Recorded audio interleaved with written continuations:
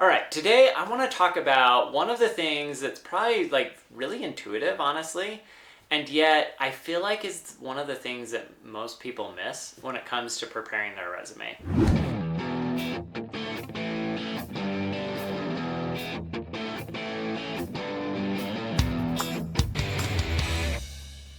Hi, I'm Peter Harris. I'm a partner with the University Growth Fund, where I've worked with hundreds of students, evaluated thousands of resumes, done thousands of interviews, and helped students land jobs at some of the most prestigious places in high finance, whether it's venture funds, hedge funds, private equity funds, etc. And as a venture investor at University Growth Fund, I've had the opportunity and privilege to invest and partner with some amazing entrepreneurs at companies like Carta and Toast and Spotify and Snapchat and so forth. Today, I want to talk about resumes, the purpose of the resume. This is one of those things where after meeting and coaching hundreds of students on their resumes, after reviewing lots of resumes, I think it is like one of the biggest things that's misunderstood about what a resume is. And I think just by understanding kind of this one fundamental principle, it will change how you approach your resume and make it drastically better. All right, so let's dive in. So here's the thing. Your resume has one core, key, most important job, and that is to get an interview. That's it. If your resume does nothing else than get you an interview, it will have accomplished its job. Now, it does have a secondary job, which I will talk about in another video, around helping you frame the conversation and really guide the interview process. But the first and most core thing is to help you get the interview. So, how do you do that? How do you ensure that you craft a resume that is so compelling that the interviewer just has to bring you in? That's what we're going to talk about in more depth today. So the first thing is, be impressive. Now this, again, like I said, a lot of this seems like intuitive and obvious, but it might surprise you. Like, I would say the majority of resumes are really missing this one key fact, like be impressive. And that's because people focus on describing what they did in their job. They're like, yep, I woke up, I flipped some burgers at McDonald's, I filled some drinks, and I was done, right? That was my job description, day in, day out, right? Maybe it wasn't at a fast food restaurant. Maybe you interned at a private wealth management company, and you're like, I was responsible for, reviewing client requests and making photocopies and getting coffee for the partners, right? Those types of things where you're really just describing what you did. What I want you to do is I want you to put your job description to the side, and I want you to focus on what are your core key accomplishments that you achieved while you were at that firm. So for example, if you were at McDonald's, that's fine that you had a job at McDonald's flipping burgers. Don't tell me you had a job at McDonald's flipping burgers. Tell me how many burgers you flipped while you were at McDonald's.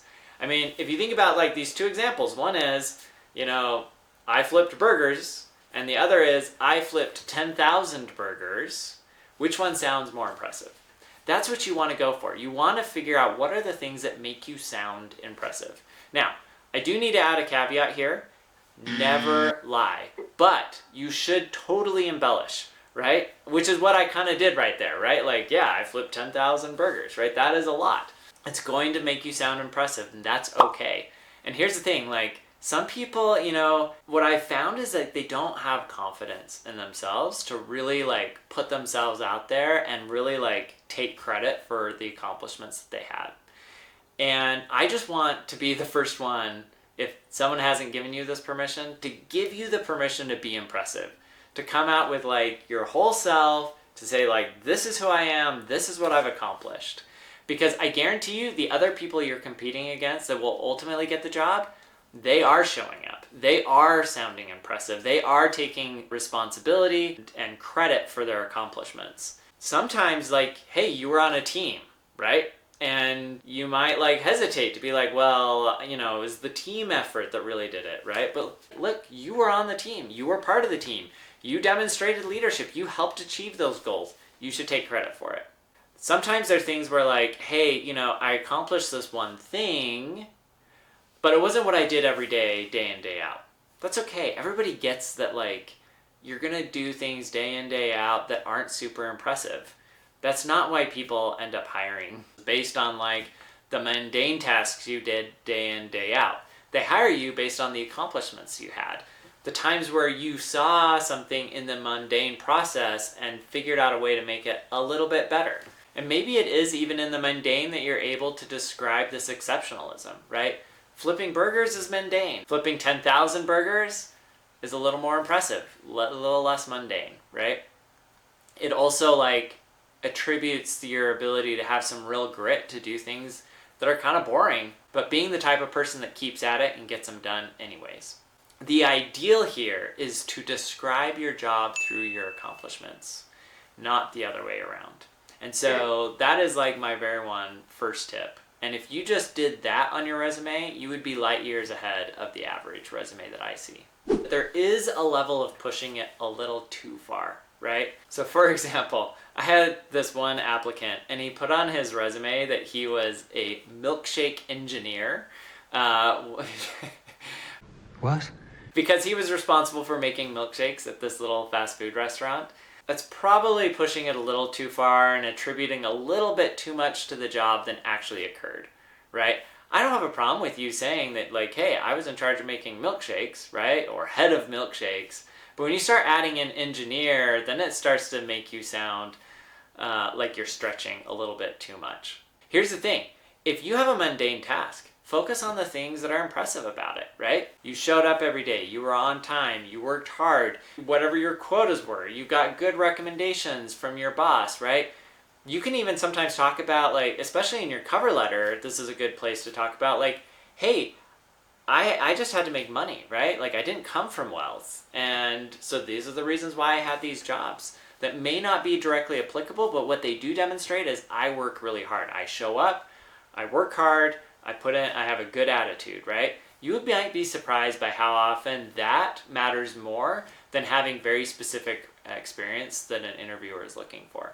Because honestly, like, if you're a hard worker and you can demonstrate that to me through your resume and you're smart, like, I can probably teach you whatever it is you need to know within the job. What I can't do is I can't force you to be a hard worker, and I can't force you to be enthusiastic. I can't force you to, like, be the kind of person I want to work with. I can't force you to suddenly, like, be smart and understand complex topics or situations. So if you can demonstrate those things in a way that sounds impressive on your resume, it'll increase your likelihood that you get invited in for an interview. Keep in mind, though, you never want to just come out and say, like, oh, I am a hard worker. What you want to do is you want to demonstrate that, right?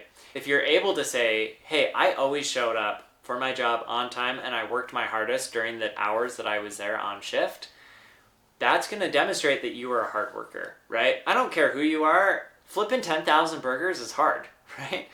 And it's hard to have that sort of consistency and that sort of grit. You ultimately want to demonstrate that you are a hard worker, not just tell, but actually show through your experiences and your accomplishments.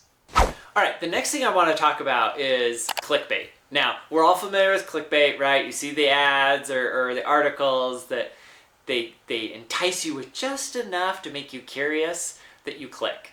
And then you read the full article, right? You want to kind of do that with your resume. You want to phrase things in such a way that the interviewer reads it, thinks that it's impressive, and wants to learn more. And therefore is inclined to invite you in so that they can ask you about it. What that means is, when you're describing your accomplishments, don't go full bore and explain every single last detail of what happened and how you did it. What you want to do is you want to hit on, like, the outcome. What was the big outcome that occurred as part of that accomplishment? And provide just enough detail to give them a little brief insight into how you accomplished it so that they're able to recognize that it was a real accomplishment that you had and not somebody else that you're taking credit for or that you made up, but not enough that it fully explains how. So for example, you might say something like, identified $100,000 worth of cost savings through analyzing the cost of goods sold, right? That's like enough that it's like, hey, they saved a lot of money here. That's impressive, $100,000. By analyzing COGS, I want to know, what did they analyze within those COGS, right? Where did they find the exact savings? It's just enough for them to be able to say, okay, I could see how maybe you could have made that savings in COGS, but I want to know the details, right? Where did you find that? Because what they want to know is like, could you find that same thing for me? If you were to analyze our COGS in our business, could you also identify the cost savings? So that's the type of thing you want to be building. The clickbait is less about being gimmicky, right? Like 10 reasons why, you should click on this article. That's not what you're going for. What you're going for is enough information to make them impressed, curious, and looking for more. All right, the last thing I want to talk about is persuasive writing. So instead of just describing what you do or what you did, be persuasive about it. Along with the clickbait, be sure to use words that are really persuasive, right? Talk about how you were the most collaborative, how you came up with these ideas on your own, right? How you took initiative. Use words that really push the reader to understand like you are a go-getter, you are impressive. Rather than just saying like, I saved the company money, it's, hey, I took the initiative to analyze the numbers and identify areas where I could help save the company money. In that example, it's less about like, oh, like these cost savings just kind of fell on my lap, and more, hey, I'm the kind of person that takes initiative. I know how to analyze things. I could go deep, and I can go deep with purpose, right? The purpose being like going in and hunting for something that's actually valuable back to the company. That is the kind of persuasive writing that makes you sound impressive and encourages the interviewer to want to bring you in and learn more about you and the kind of person you are and dig a little bit deeper to really understand what you did, because again, like I said before, they want to see if you can come in and do that for them as well. All right, so I want to take just a second to reflect on some of the things we've talked about. I want you to pull up in your current resume, whatever form or format it's in. I want you to read through it and ask yourself, do you sound impressive? In fact, you should probably feel just a little tinge uncomfortable with how you are representing yourself, right? If you're not feeling uncomfortable about it, you might have a little bit of a problem with your own confidence, which I guess is a whole other issue. But you should be pushing the boundaries, right? Not to the point that you're lying. Of course, don't lie, but get a little bit out of your comfort zone. Like, take some credit for the things that you've done, because undoubtedly you are an incredible individual. You just need to be comfortable shining. Thanks for watching this video. I hope it was helpful. I've got a bonus for you. If you will take a minute and down in the comments, show me a before and after line on your resume, something that wasn't very impressive before and is impressive now, I will comment and give you my feedback on it and see if I can make you sound even more impressive. So let's jump down in the comments, let's continue the conversation, and let's help you be as impressive as possible and get that interview. Please like, subscribe, and turn on the notification so that you don't miss any more helpful videos like this one.